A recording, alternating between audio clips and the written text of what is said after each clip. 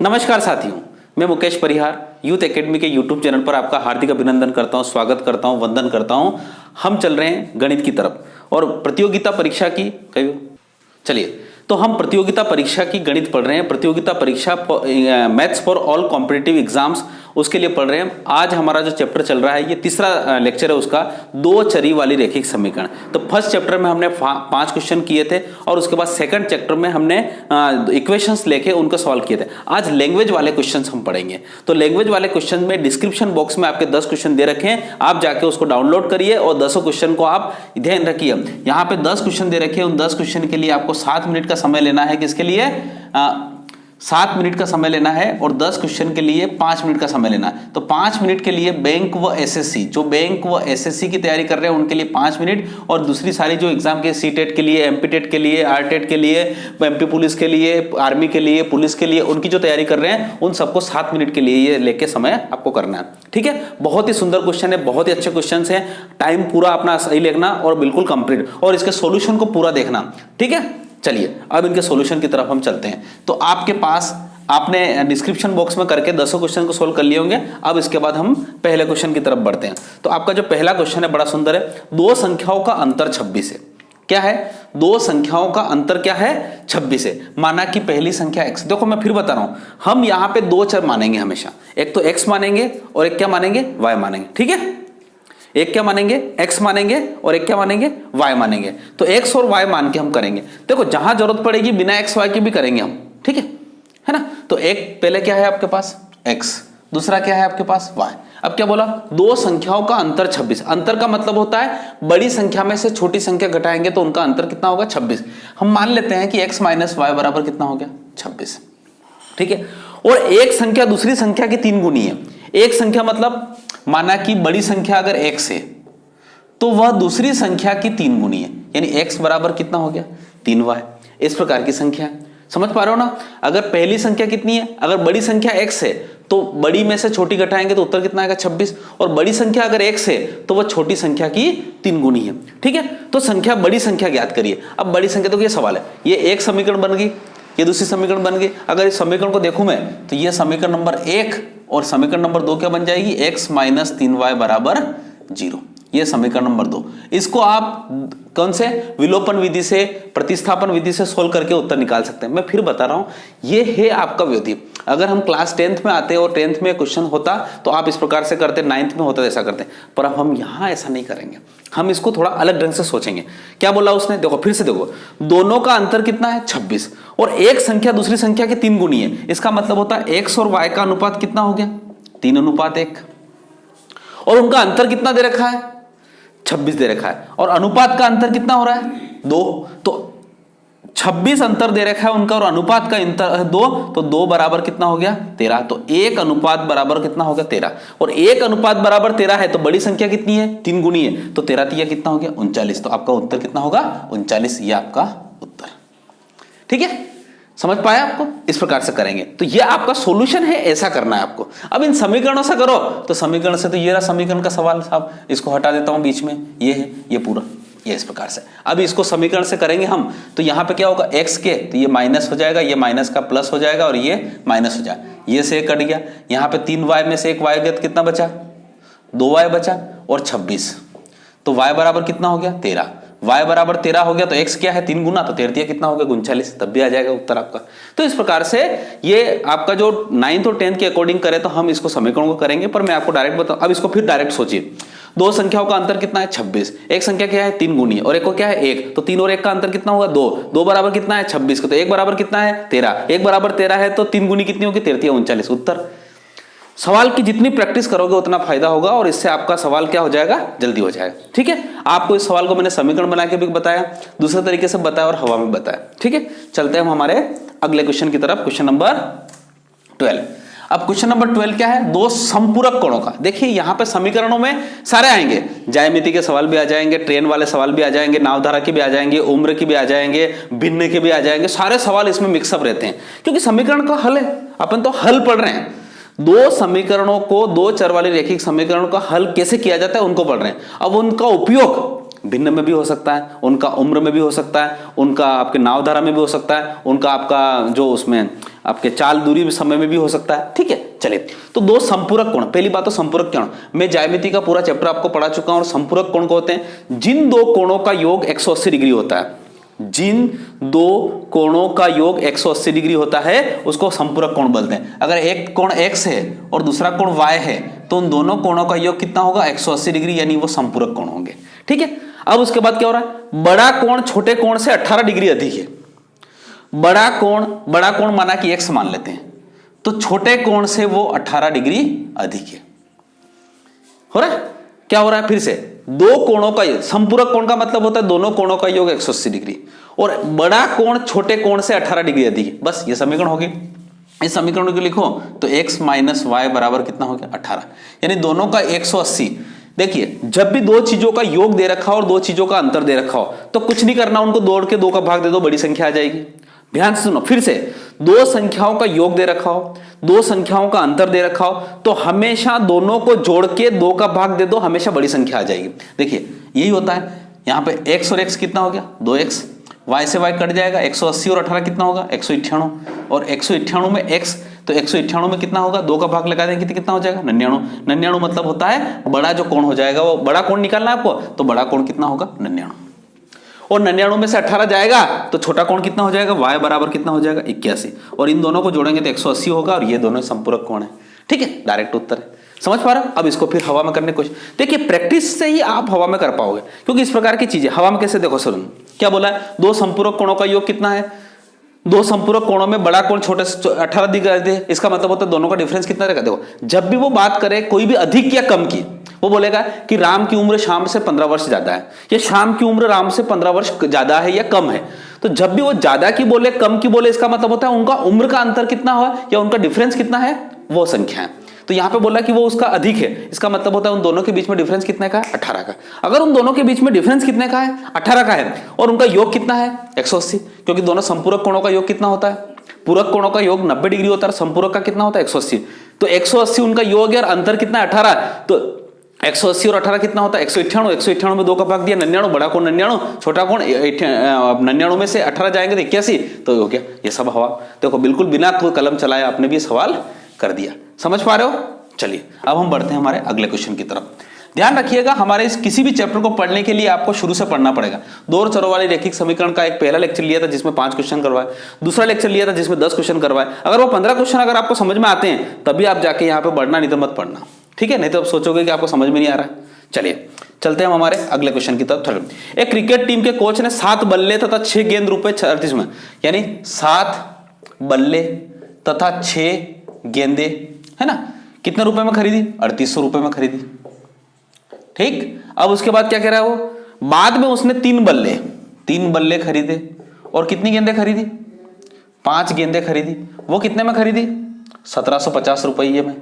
ठीक, तो अब बताइए 2 बल्लों की कीमत कितनी है, बल्ले निकालना है उसको। देखिए तो 2 बल्ले निकालना है मतलब होता है ये समीकरण नंबर 1 और ये समीकरण नंबर 2। देखिए जब हमारे पास कोर्स में होता है तो हम इसको ऑप्शन से भी कर सकते हैं, यानी इसका मतलब होता है 2 बल्ले की कीमत कितनी है 500, तो 1 बल्ले की कितनी होगी 250। तो यहाँ पे समीकरण में रख के आप इसको सेटिस्फाई करके उत्तर भी निकाल सकते हो, पर समीकरण में क्या जोड़ घटाव गुणा बड़ा फास्ट हो जाए। आप तो क्या करना, 2 बल्ले की कीमत निकालनी, बल्ले का मतलब होता है इसकी कीमत निकालने, ये x होता है तो ये बल्ले का कीमत क्या होती है, इसका इसमें गुणा, इसका इसमें गुणा बटे, इसका इसमें गुणा, इसका इसमें गुणा बटे बराबर डायरेक्ट उत्तर, डायरेक्ट बल्ले का ही उत्तर आएगा। प्रैक्टिस आपको, और जोड़ घटाव गुणा बहुत फास्ट होना चाहिए। जोड़ घटाव गुणा अगर फास्ट नहीं है तो हमारे पिछले वीडियो के जाके देखिए, प्लेलिस्ट में हमने जोड़ घटाव गुणा सब बता रखे हैं, उनको सारे चाहिए।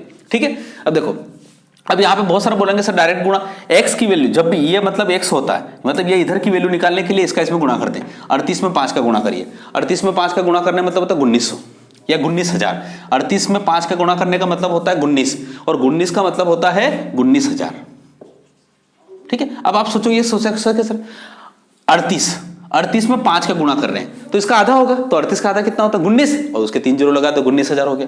अब 175 में किसका गुणा करना है 6 का गुणा करना है। अब 175 में 6 का गुणा करना है तो इसके लिए सोचो कैसा होगा, 175 दुना कितना होता है भाई 150 दुना कितना होता है 300, तो 175 दुना कितना होता है 350 350 3 बार जाएंगे, क्योंकि 2 बार जाता है तो 350 होता है, और वही 2 अगर 3 बार जाएगा तो 6 बार हो जाएगा। तो 350 में अगर 3 को गुणा करेंगे तो 1050, तो ये हो जाएगा 1050, और 1050 में एक और जीरो लगा दी, ये होगा उत्तर। देखिए कैलकुलेशन आपका पास नहीं होगा तो सवाल नहीं हो पाएंगे। उसके बाद इसका इसमें गुणा, 5 7 तो 35 और 6 3 18, तो 35 माइनस 18, ठीक। 19,500 में से 10,500 गए तो कितना बचा? देखिए 19,000 में से 10,000 तो कितना बचा? 9,000। 9,000 में से 500 गए तो कितना बचा? 8,500। तो ऊपर बचा 8,500 और नीचे बचा 35 में से 18 गए तो 17, 17 5 85, यानी इसका मतलब होता है एक बल्ले की कीमत कितनी है? 500। और उसने पूछा है 2 बल्ले की कीमत कितनी होगी, तो 2 बल्ले की कीमत होगी 1,000। That's your answer. आज हमने यहाँ पे छोटे होने के कारण ऑप्शन यहाँ लिखे हैं, तो आप यहाँ देख लीजिएगा, ठीक है। आपकी पीडीएफ फाइल में तो ऑप्शन वहां पे लिखे हुए हैं। समझ में आए क्वेश्चंस? कितने सुंदर सुंदर क्वेश्चन है। और ये समीकरण, अच्छा आप सब बोलेंगे सर ये जोड़ घटाव गुणा के, पिछले 15 क्वेश्चन देख के आइए, उसके बाद इस क्वेश्चन पे आइएगा, ठीक है। हमने पहले लेक्चर में 5 क्वेश्चन करवाए, दूसरे लेक्चर में 10 क्वेश्चन करवाए, और अभी कम से कम 2 क्वेश्चन करवा चुके हैं। उसके बाद ही यहाँ पे आइएगा। हमने डायरेक्ट समीकरण को सोल्व करना आपको बता रखा है, ठीक है। करें अब इसको। चलिए अब हमारे पास अगले क्वेश्चन की तरफ बढ़ते हैं। Question number 14।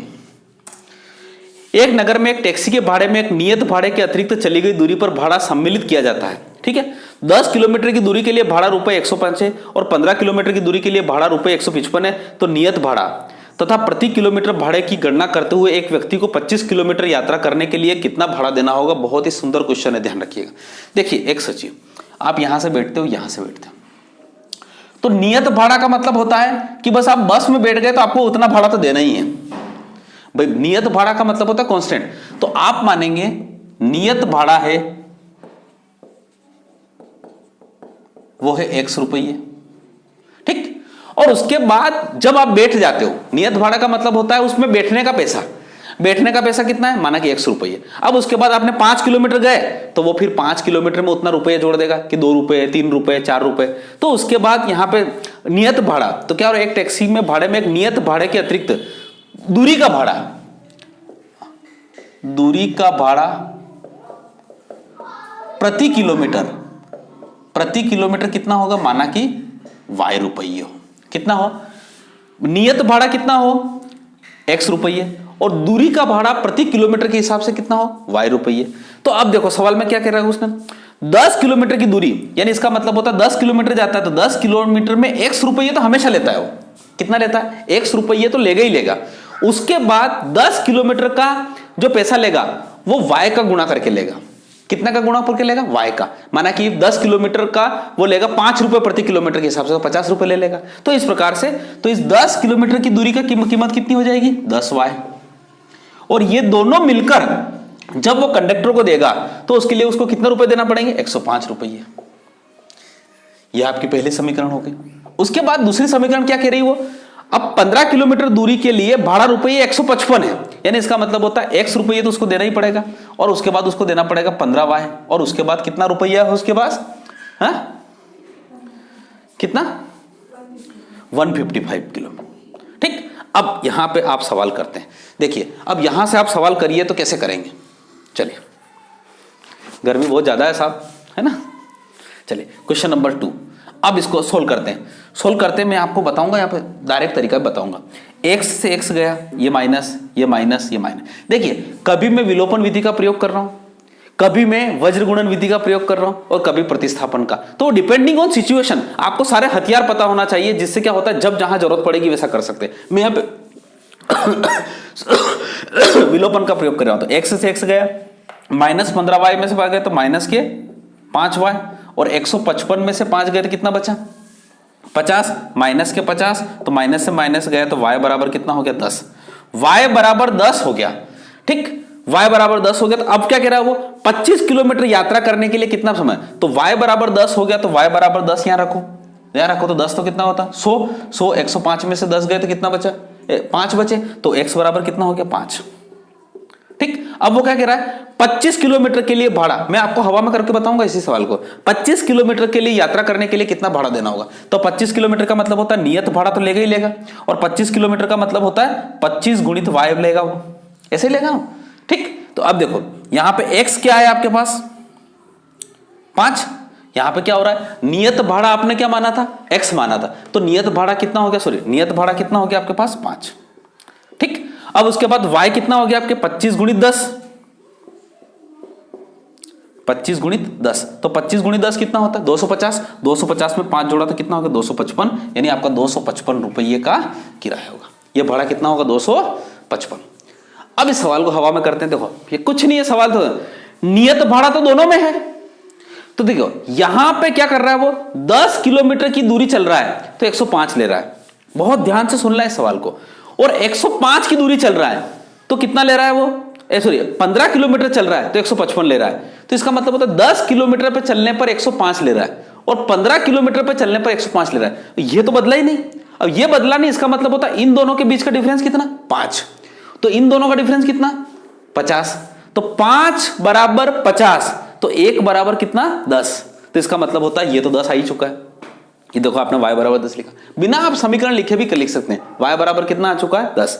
अब y बराबर 10 आ चुका है तो यहां पर किसी भी समीकरण में मान रखिएगा तो आपके पास क्या हो जाए, y बराबर 10 आ चुका है, इसका मतलब होता है 10 10 100, और ये कितना है 105, तो x बराबर कितना हो गया 5। अब 25 किलोमीटर की दूरी चलना, तो 25 किलोमीटर के मतलब होता है x बराबर तो 5 चलेगा ही चलेगा, और 25 5 जो 25 धाम कितना होता है 250, तो 250 और 5 कितना होता है 255 किलोमीटर, 255 रुपए उसको देना पड़ेंगे। ठीक है, ये सवाल है आपका सवाल। बहुत आसान से सुंदर से क्वेश्चन हैं आपके पास और बहुत जल्दी ये सारी चीजें हो जाएगी। ठीक है, चलते हम हमारे पास अगले क्वेश्चन की तरफ। यदि भिन्न के अंश और हर में 2 जोड़ दिया जाए तो वह 9/11 हो जाती है। यदि अंश और हर दोनों में 3 जोड़ दिया जाए तो 5/6 हो जाती है। भिन्न क्या होगी? देखिए इस प्रकार के क्वेश्चंस को हम ऑप्शन से भी कर सकते हैं। ठीक है, पर अभी हमें ऑप्शन से नहीं करना है। अभी आपको क्या करना है, मेरा तरीका सीखना है, उसके बाद एग्जाम में आपको जो तरीका सही लगे उसको पास करना। देखिए इसके भी फास्ट तरीके। यदि किसी भिन्न के अंश और हर में 2 जोड़ दिया जाए, माना कि अंश अगर x है और हर कितना है y है, अब क्या कह रहा है वो दोनों में 2 जोड़ दिया जाए, यानी x + 2 बटे y + 2, तो भिन्न कितनी हो जाती है 9/11 हो जाती है। ठीक, इससे क्या बनेगी, एक समीकरण बनेगी। तो मैं समीकरण फास्ट बनाऊंगा, 11 का इधर गुणा करिए 11x, और y का इधर करेंगे तो कितना होगा 9y, और 9y इधर आ जाएंगे तो माइनस के 9y। ठीक, बराबर।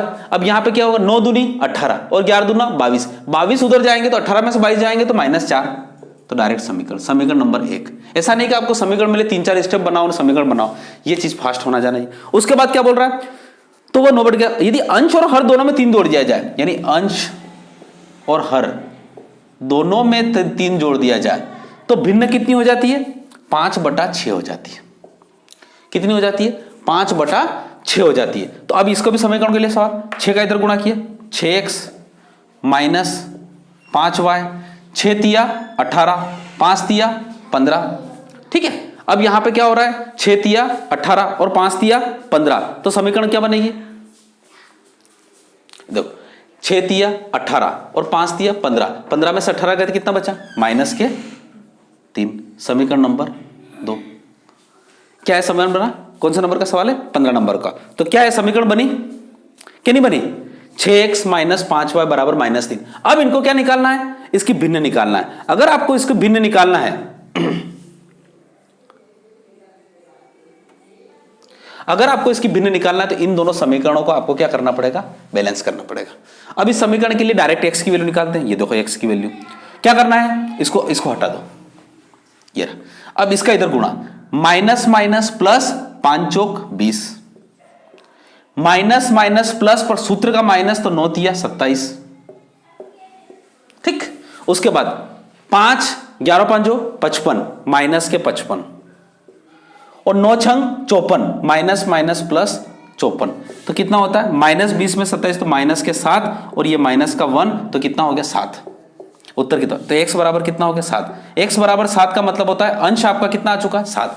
अंश अगर 7 आ चुका है तो किसी भी समीकरण में रखो। अब किसी भी समीकरण में रखो तो कौन सा रखेंगे, यहां रखो, यहां रखो जहां आपकी रखना। चलो यहां रखने की इच्छा है तो 7 छंग 42, 42 को और माइनस के उधर जाए तो माइनस के 45, माइनस के 45, तो y बराबर कितना हो गया 5 9 45, तो y बराबर कितना हो गया 9। तो आपका उत्तर कितना हो जाएगा 7/9। तो आपका उत्तर हो गया 7/9। ये आपका क्या हो गया 7/9। ठीक, समझ पा रहे हो आप, कहीं कोई दिक्कत तो नहीं। चलिए तो कितने क्वेश्चन हो चुके हैं आपके पास? 5 क्वेश्चन हो चुके हैं और 5 क्वेश्चन में आपने क्या लिखा?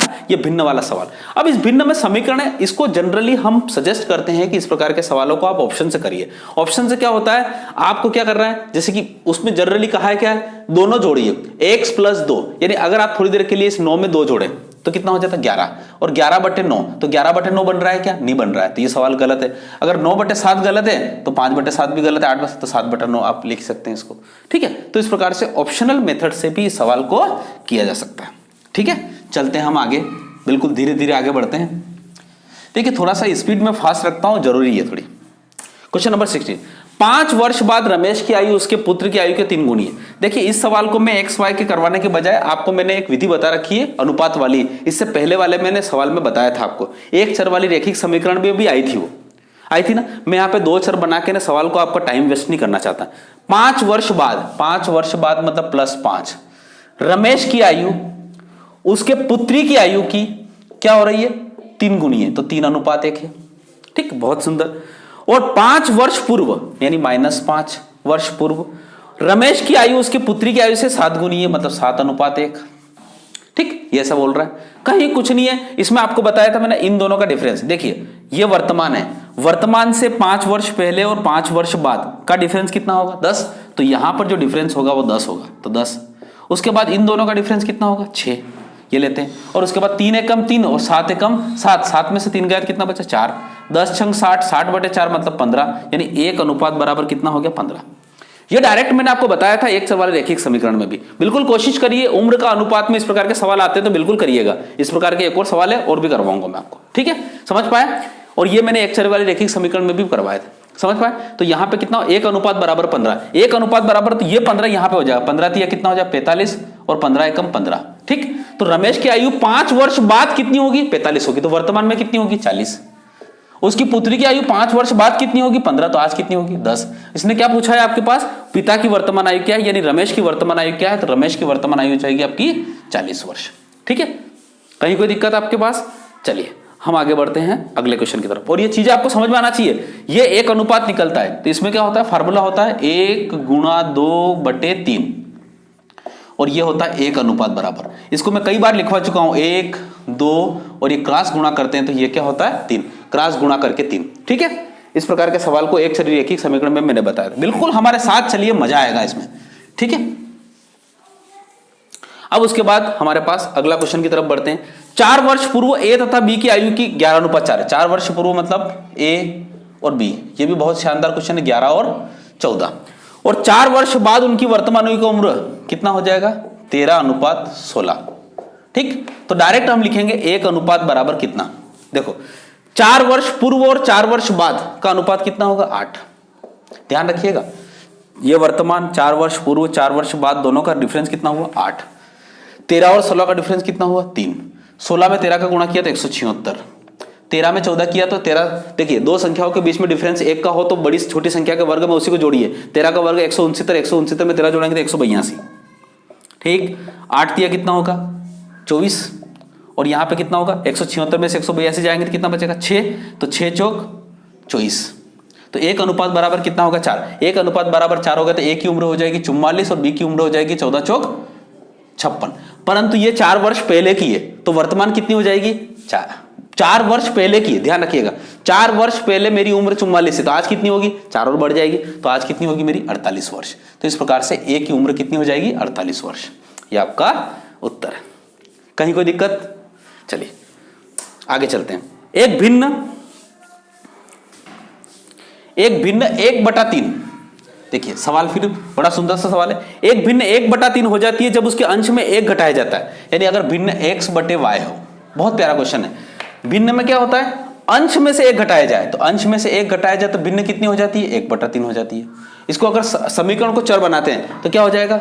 3x ये -y बराबर, ध्यान रखिएगा ये -3 उधर जाएंगे तो प्लस के कितने हो जाएंगे? 3 हो जाएंगे। तो आपकी जो समीकरण बनेगी वो कितनी बनेगी? क्या बनेगी समीकरण? 3x - y बराबर 3। अब उसके बाद क्या हो रहा है? जब वह 1/4 हो जाती है जब वह हर में 8 जोड़ दिया जाए, तो यानी x/y + 8 अगर हो जाए तो 1 बटा कितना हो जाता है? 4 हो जाता है। अब इस समीकरण को करो तो 4x ये y इधर जाएंगे तो कितना हो जाएगा माइनस वाई, और बराबर ये बस ये 8 इधर जाएगा तो ये 8 बचेगा यहाँ पे समीकरण नंबर 2। तो 4x माइनस वाई बराबर कितना हो गया 8। अब इसको सोल्व करिए, देखिए ये समीकरण और ये समीकरण सोल्व करना। अब मैं वज्र गुणन की जहां जरूरत पड़ेगी वहां, यहाँ तो y और y के दोनों की गुणांक बराबर है, तो इसको हटाना है तो यहाँ प्लस करेंगे, यहाँ प्लस का माइनस हो जाएगा, यहाँ माइनस हो जाएगा, ये y से y कट जाएगा। 4x में से 3x गया तो बचा माइनस x बचा, 8 में से 3 गया तो माइनस के 5 बचा, तो x बराबर कितना आ गया 5। x बराबर कितना आ गया 5। x बराबर 5 आ गया तो x बराबर 5 यहाँ रखो, 5 दिए 15, 15 में से 3 गए तो कितना बचा 12, 12 मतलब y बराबर कितना हो गया 12। तो y बराबर कितना हो गया आपका 12, और y बराबर 12 हो गया तो आपकी भिन्न हो जाएगी 5/12, आपका ऑप्शन है 5/12। सिंपल से, ठीक है, कहीं कोई दिक्कत? इस प्रकार से, तो इस प्रकार से हमने 8 क्वेश्चन कर लिए, ठीक है। अब चलते हैं हमारे पास दूसरे क्वेश्चन की तरफ। दूसरा क्वेश्चन है आपके पास, बहुत ही सुंदर क्वेश्चन है, ध्यान रखिएगा। इस प्रकार के क्वेश्चंस को आपको जानकारी होना चाहिए कि इस प्रकार के क्वेश्चंस कैसे आते हैं। देखिए हमने 2 चर वाले रैखिक समीकरण पर वैरायटी ऑफ क्वेश्चंस है, कई सारी वैरायटी के क्वेश्चंस है इसमें। देखिए शुभम ने एक टेस्ट में 40 अंक अर्जित किए। कितने अंक अर्जित किए 40 अंक। देखिए आपने अपने टेस्ट दिए होंगे तो माइनस मार्किंग, वैसे जनरली एमपी टेट और बहुत सारे एग्जामों में, व्यापम के एग्जामों में क्या होता है माइनस मार्किंग नहीं होती है, पर बैंक की एग्जाम में माइनस मार्किंग होती है, 1/4 माइनस मार्किंग होती है। तो वहां पे क्या होता है, जितने आपने क्वेश्चन किए और जितने गलत गोले किए उसके हिसाब से होता है। तो शुभम ने एक टेस्ट में 40 अंक अर्जित किए। जब उसे प्रत्येक सही उत्तर पर 3 अंक मिले, प्रत्येक सही उत्तर पर कितने अंक मिले 3 अंक मिले, और अशुद्ध उत्तर पर कितने अंक मिले, अशुद्ध उत्तर पर कितने अंक की कट हुई थी 1 अंक की कट हुई थी। तो यदि उसने सही उत्तर पर 4 अंक मिलते तथा अशुद्ध उत्तर पर 2 अंक कटते तो शुभम 50 अंक अर्जित है। टेस्ट में कितने प्रश्न थे, अब टेस्ट में कितने प्रश्न थे उसके लिए आपको यहां पर x और y मानना पड़ेगा। तो माना कि शुभम ने x क्वेश्चन शुद्ध किए, x मतलब सही किए, कितने सही किए x सही किए, और y क्या किया गलत किए, तो उसके टोटल क्वेश्चन कितने हो जाएंगे x प्लस y। भाई वो पूछ रहा है ना लास्ट में कि टेस्ट में कितने प्रश्न थे, तो टेस्ट प्रश्न कितने होंगे x प्लस वाई होंगे। भाई उसने x सही की और y गलत की है तो टोटल क्वेश्चन कितने होंगे x प्लस वाई। अब यहां पे देखो, अगर वह पहली शर्त क्या कह रही है कि अगर वह सही उत्तर के लिए 3 अंक मिलते तो उसके नंबर कितने हो जाते 3x, और गलत उत्तर के लिए उसको 1 अंक की कटौती होती, तो इसका मतलब होता है 1 में y का गुणा करेंगे तो ये माइनस हो जाता है, और ऐसा करने पर उसको अंक कितने मिल जाते हैं 40 अंक मिलते हैं। नहीं भाई, सही क्वेश्चन में 3 का गुणा किया और गलत क्वेश्चन में 1 का गुणा किया तो बराबर 40 उत्तर आए उसके, और माइनस मार्किंग है इसलिए माइनस आ रहा है। अब यही बात करता है यदि उसे सही उत्तर पर 4 अंक मिलते यानी 4x होता, ठीक है, और अशुद्ध उत्तर यानी गलत उत्तर पर उसके 2 अंक कटते यानी -2y बराबर, तब उसके पास अंक कितने आते हैं 50। ये समीकरण नंबर कितना 1। अब ये समीकरण नंबर 2 लिखने के बजाय मैं यहां से 2 कॉमन निकाल लूं तो यह निकाल जाएगा कितना हो जाए 2x माइनस वाई बराबर कितना हो गया 25। देखिए ये सारी चीजें भी आपको, अब इस समीकरण से कोई जरूरत नहीं, ये माइनस है, ये माइनस है, ये माइनस का हो जाएगा प्लस, ये माइनस हो जाएगा। जब हमको विलोपन की जरूरत पड़ेगी विलोपन का करेंगे हम, y से y कट जाएगा, 3x में से 2x गया तो बचा कितना x, और 40 में से 25 गए तो कितना बचा 15, तो x बराबर कितना हो गया 15, x बराबर 15 हो गया।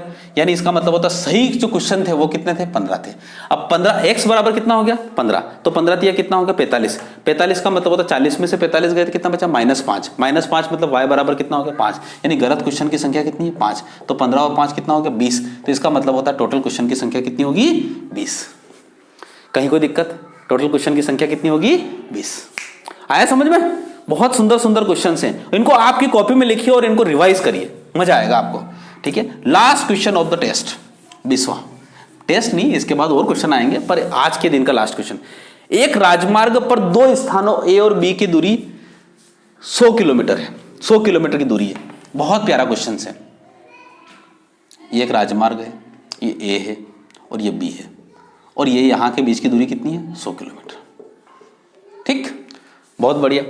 एक कार ए से और दूसरी कार बी से प्रारंभ होती है, ठीक है, कोई बात नहीं, प्रारंभ होती है, और एक ही समय पर चलना प्रारंभ करती है। यदि वे कारें भिन्न भिन्न चालों से एक ही दिशा में चलती है तो 5 घंटे के पश्चात मिलेगी। इसका मतलब होता है ये एक ही दिशा में अगर चलेगी तो ये दोनों 5 घंटे पे मिल जाएगी, और जब वो मिलेगी तब उनके बीच की दूरी कितनी तय होगी 100, ठीक है। अब आपको यहाँ पे मैं जो कुछ चैप्टर है, वैसे जनरली ये पूरा क्वेश्चन जो है वो आपके चाल दूरी समय का है। कितने का है? चाल दूरी समय का है। तो आपके पास सूत्र रहना चाहिए, एक तो चाल बराबर दूरी बटे समय, ठीक है ना, speed equal to distance upon time, इसका एक ध्यान रखिएगा। उसके बाद एक और चीज होती है कि जब दो चीजें समान दिशा में चलती है, समान दिशा का मतलब होता है एक ही दिशा में चलती है, समान दिशा,